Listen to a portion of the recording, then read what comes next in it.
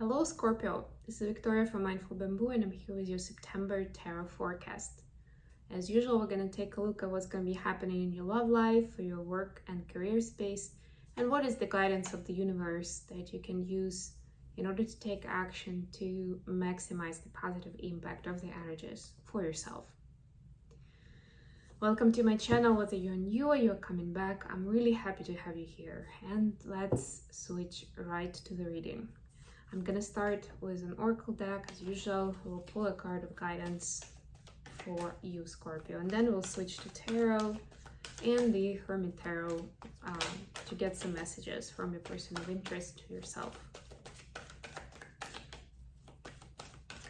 Please take only what resonates for you, since this is a general message. And if you feel like this is not your story, feel free to check out readings for your other placements, Sun, Moon, Rising, or Venus. And if you're interested in a personal reading, don't hesitate to reach out to an email address. There's some additional info on my services in the description box below. Okay, I have the card Blessed here. This is one of my favorite cards in this deck. So this is showing me that you are being protected and guided at this time during the months of September, right? So you don't really have to do too much work. It's not an exam or a challenge necessarily. It's more about you. It's almost like I'm getting this image when it's pretty dark in wherever you are. Let's say you're in a cave and you're following the tunnel to get to the other side, right? There isn't much light, and the guide, the person who is up front, who is taking everybody else across, they are giving everyone rope so you can grab onto that rope, and even if you can't see each other, you can still make sure that you're following the guide and you're still moving in the right direction.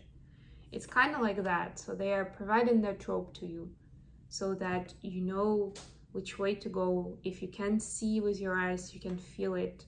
You can follow the sense of a rope, right? Whatever works. It's almost like they're gonna get you to the next milestone, no matter what it takes. It's an interesting energy, interesting vibe. Okay, let's see what we have for you for the month of September. What do we have for Scorpio? For your love life, we have 8 of Cups, King of Cups, Knight of Cups. Yeah, well, I guess it's not too surprising that we see that in the love space, but also because Cups are the water sign and you are a water sign. So it kind of makes sense. For the workspace, we have 6 of Pentacles. Yeah, and Pentacles are connected with the workspace. 8 of Swords. 7 of Cups.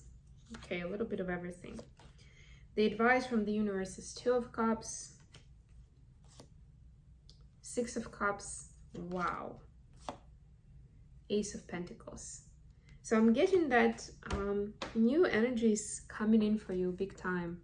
We have the moon here. You may be wanting to watch the moon, the next full moon. It might cover some critical information for you, Scorpio. And this is also water energy. So yeah, kind of significant. We don't really have any more major arcana, so I would say you could be dealing with the Pisces, but it can be any water sign. That's what I'm getting here. And generally speaking, there is a soulmate in your life in the month of September. It could be someone who is already in your life, but there's a likelihood there's going to be a new person that will come in and that will help find the missing piece of the puzzle of how to build up the full picture of the situation. So there was a connection, and maybe a few of them, that you didn't understand why things happened a certain way, or how, what's the cause and effect in this case. And this person will help you find that info. And that, in fact, will help you heal from certain things and move on to bigger and better ones. And that's what I'm getting with the 8 of Swords here in the middle, that there is certain feel of stuckness, and that's why that divine support and support from your guides is super helpful and super handy. Okay, so for the love space, we have Eight of Cups, King of Cups, Knight of Cups. So I'm getting, again, a reference to another water sign. You could be dealing with another water sign, right? And this person has an age difference with you, or at least a difference in a maturity level. That's what I'm getting. They could be older or younger. They could be very much immature or very mature. But that's the big trait of personality that you know, gets your attention, that you really notice about this person. So what you're being asked to do is to keep appreciating, to keep appreciating the positive stuff that you have, to be accepting of the stuff that may be unusual, but you accept it as, you know, either neutral information or something you can work with. And most importantly, release or walk away from things that do not work for you. And it doesn't mean that they're necessarily going to disappear or whatever, some sort of breakup. No, it's not going to happen. It's kind of like the universe is giving you a chance to see things through a different lens, and to make sure that you learn to release things just as much as we learn to attract them, right? It's an essential part of manifestation. In order to attract something new, you need to have to free up the space. Not in all cases, but in most cases, that's going to be relevant. And we're not really taught anywhere to release things, to let go, not even to forgive that much, right? We're told that we're supposed to forgive, but we're not really told the technique. Maybe I'll do that one day. Maybe I'll focus on that for at least an article, but maybe even a course, right? So this is your playground now, to really see how that special someone, how that, if the soulmate is your love interest, then yeah, that soulmate, or at least someone who has a gap with you in certain 3D criteria, how can you make it work to the best of your knowledge, right? To the highest good, for the highest good of everyone involved.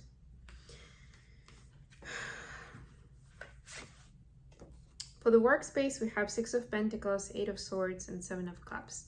Yeah, so general feel there is too much going on around you. And yeah, we still have that internal conflict in the middle.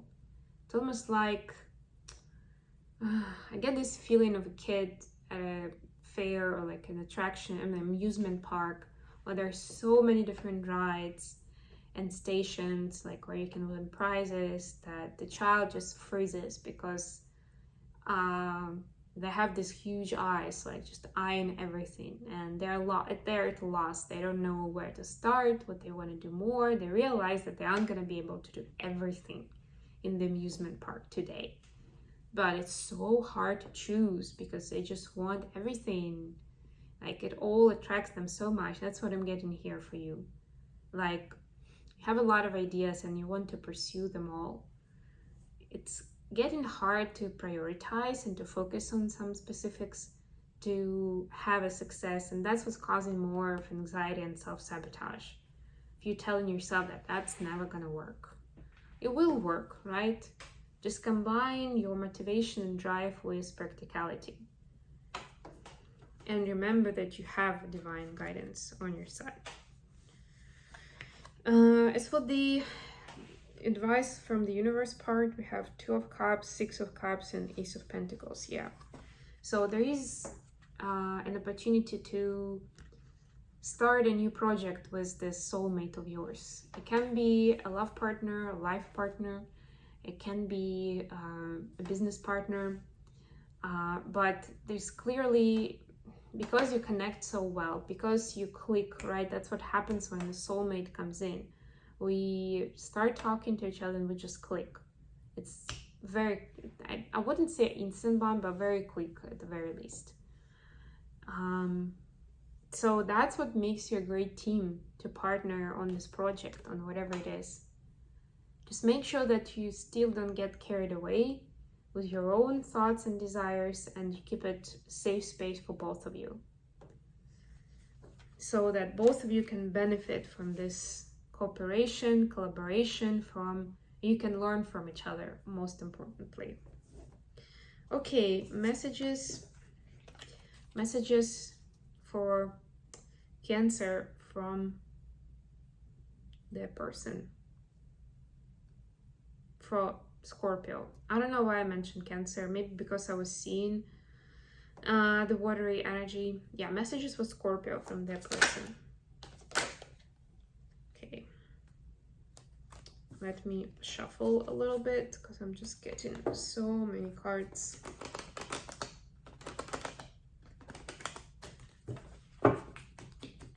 That's how the deck didn't like that I messed up. Mixed Scorpio with Cancer. Messages for Scorpio from that person, please.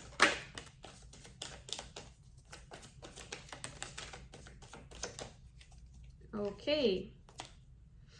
We have, I need more time. I'm obsessed with your body. And I'm sorry.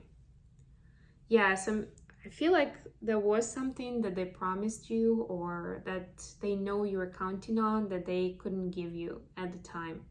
They weren't able, either financially, or they had some other commitments of why they couldn't fulfill it. So they're saying sorry, and they're saying it's just a matter of time until we are where we want to be. And in the meantime, especially if you don't see each other on the regular basis, or like it's a long-term, long-distance situation or whatever, they just really want you to know that they're super attracted to you and find you irresistible. This is very sweet, actually. Yeah, and I think it's a very honest approach, to be honest. It's a very honest approach to say, I need more time to deal with my own stuff, to be able to be a worthy partner for you, you know? Not the kind of like, yeah, we'll figure it out, but I'm actually taking time to work on those things, to improve my life, you know, to improve myself, to be a better version of myself, so we can build something together. Okay, I hope this has been useful for you guys. Thank you so much for joining me today. I love you all, and I'll be back with more readings very, very soon. Bye, everyone.